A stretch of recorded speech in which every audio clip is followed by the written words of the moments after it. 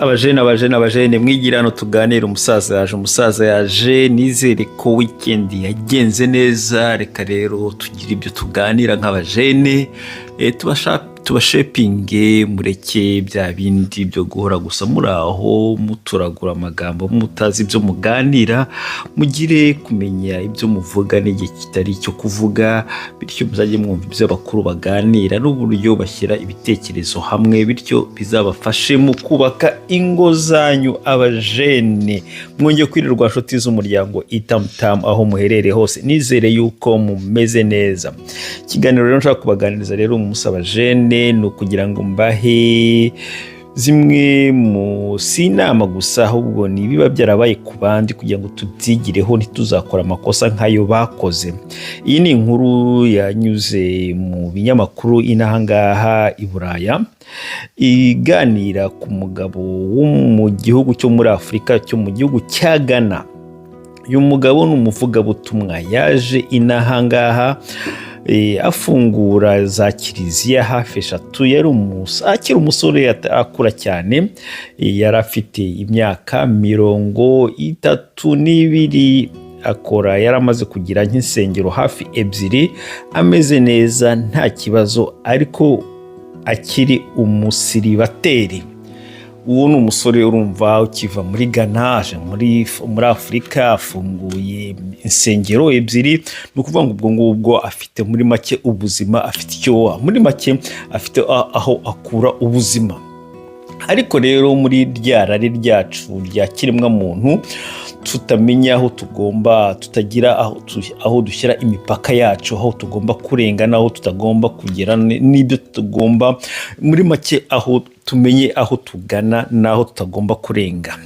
Dore rero icyabaye kuri uyu mujene nyuma y'igihe kinini akazi karimo gukorwa neza, yaje kwisanga ahuye n'umwana w'umukobwa kavukire w'inahangaha.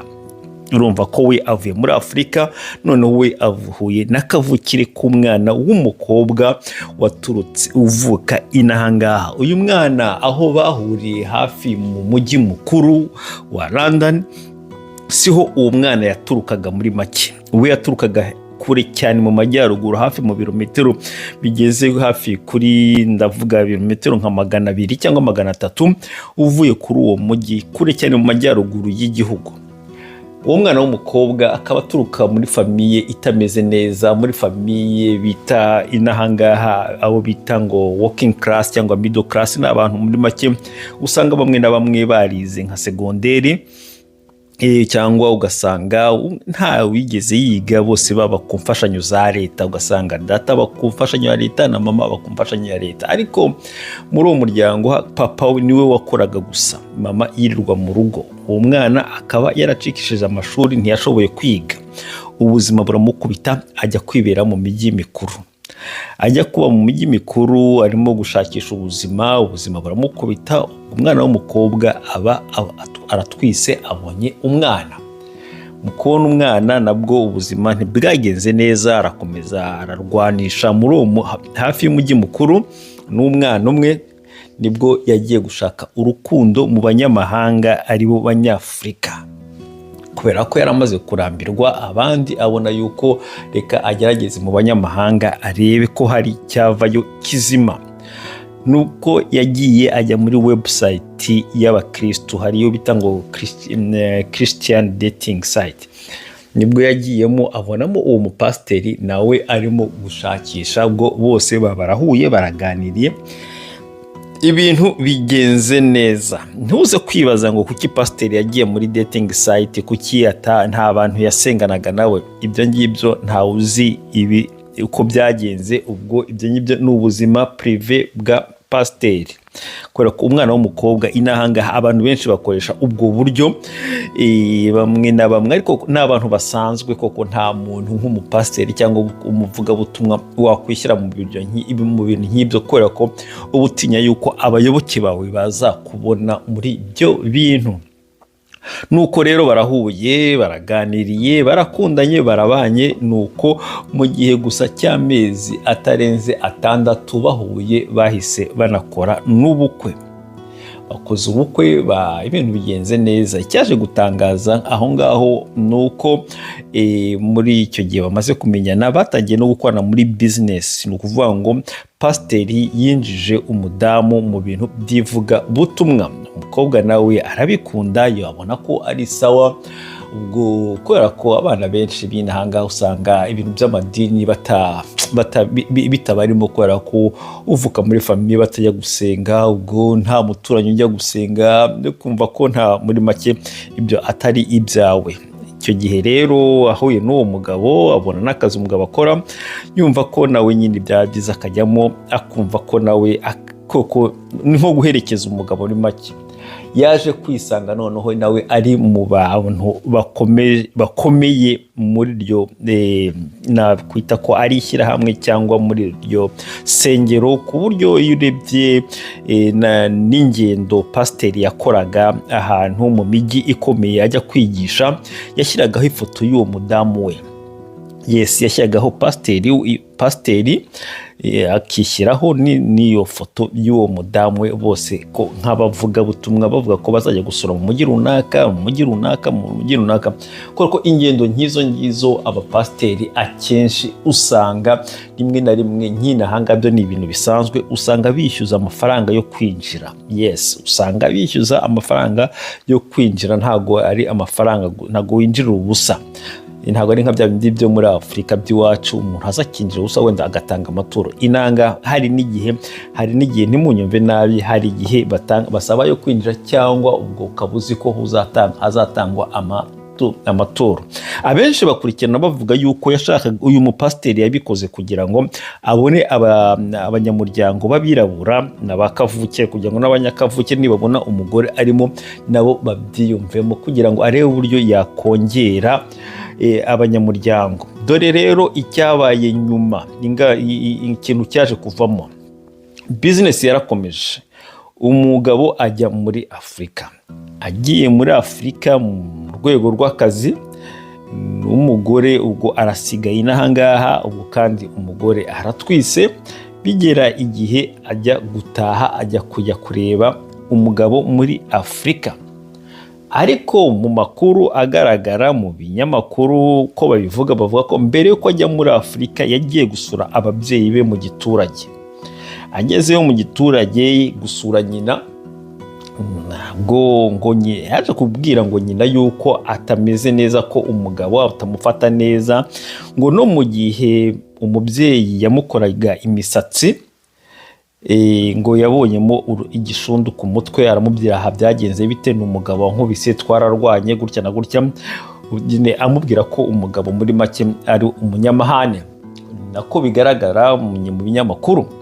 Ariko nyuma yaho nyine umukobwa yakomeje urugendo ajya kureba umugabo muri Afurika. Ariko mu kujya kureba umugabo muri Afurika yashyikiye mu hoteli. Mu gushyikira mu hoteli, uwo wari umunsi wa nyuma w'uwo mwana w'umukobwa mu buzima. Nibwo yagezeyo muri hoteli, ubwo bibayo bivuga ko uwo mukobwa yapfiriye muri iyo hoteli. Kugeza na n'ubu ngubu igikomeza kuvuga nuko mu gufatwa umugabo yarafashwe, ngo ariko nyuma aza kurekurwa. Iyi nkuru mbabwira ntiyasohotse mu binyamakuru ndetse no kuri televiziyo. Ubu ngubu hashize igihe cy'imyaka 11 ibyo bintu bibaye.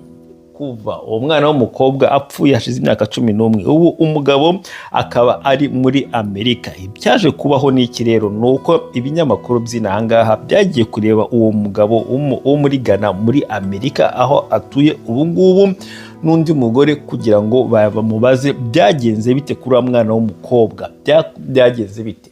Ubwo rero umugabo yanze gutanga amakuru, yanze kugira icyo avuga ku byabaye uriya mwana w'umukobwa.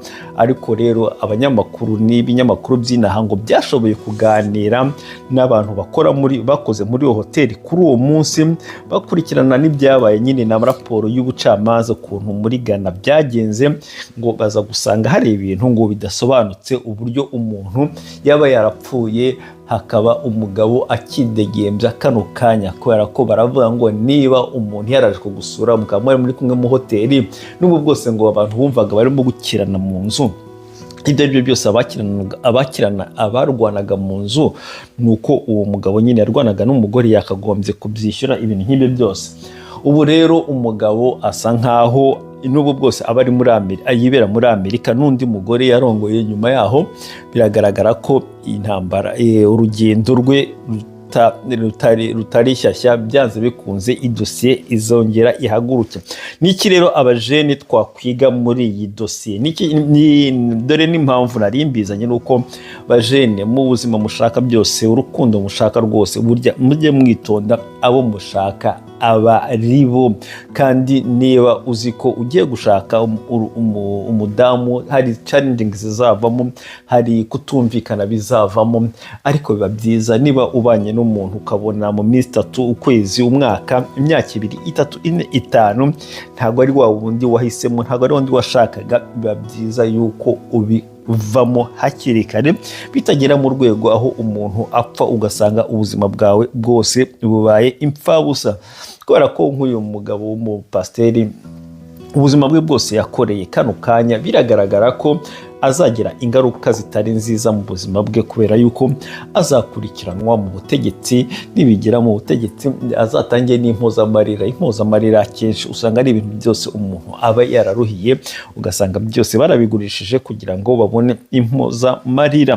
Ni ukuvuga rero ntugire ngo upfiye gushaka umugore gusa huye nawe mu muhanda utabanje gushaka ngo umenye imico ye. Gupfa umuntu yapfa, yes umuntu yapfa, ariko bikaba byiza ko apfuye mu rupfu rusanzwe, cyangwa ni accident nawe ukemera ko hari icyo ari accident wakoze, cyangwa muri make ukemera icyaha ukajya hariya ukishyura ibyo wakoze. Biba byiza aho kugira ngo ukore ibintu nk'ibyo ngibyo wirukanye uzi ko isi itazagufata. Burya ubuhemu nka buriya ntabwo ari ubuhemu. Burya ntukajye kureba ngo abagore ngo dushake abagore ngo kubera ko ngo bameze gutya cyangwa nzabakoresha muri business. Byanze bikunze niba ujya gushaka umugore kubera ko uzamuprofita mu kintu runaka, menya ko kira kintu gishobora kutazaguhira. Menya yuko uba wangije amahirwe yawe y'ukuri ari original, aho kugira ngo ujye mu mahirwe ari fake. Dore icyo nshatse kuvuga ahangaha niki, nuko uyu mupasiteri yaramuka akomeje agashaka umugore nyawe bahora basengana wa buri munsi ubifite ku mutima, ntekereza yuko uyu munsi pasiteri yari kuba agikomeza akazi ke, business ye nk'uko bisanzwe, kuko hari icyaha burya kidasaza. Niba ufite imbaraga muri leta utuyemo, impamvu mvuze gutya nuko bavuga yuko leta ya Ghana iba yaramuhishiriye ituma adafungwa. Niba ufite guverinoma igushyigikiye ikurwanaho, byanze bikunze amateka azakujajinga nabi. Uyu munsi rero pasiteri ntekereza ko ubu ataryama ngo asinzire, ari nawe ntiwaryama ngo usinzire. Nta bintu muri make wakora by'iterambere kubera ko waba uzi ko igihe icyo ari cyo cyose ibyo bintu wabitakaza. Bityo rero bajene nari mbazaniye inkuru kugira ngo tugire icyo tuyigaho, ibafashe mu rugendo rwo gushaka, mu rugendo rwo kubana n'uwo mubana. Nta mpamvu yo kuba warwana n'uwo muri kumwe. Niba ubona utamukunze, niba ubona mutumvikana, byaba byiza wamusezera ukamubwira bye, nyuri yawe nanjye nyuri yanjye, ugashaka ubundi buryo bwiza bworoshye bwo kuba mwatandukana. Mukomeze rero mugire umunsi mwiza bajene, naho ubutaha. God bless you all of you. God bless you all of you. Ciao.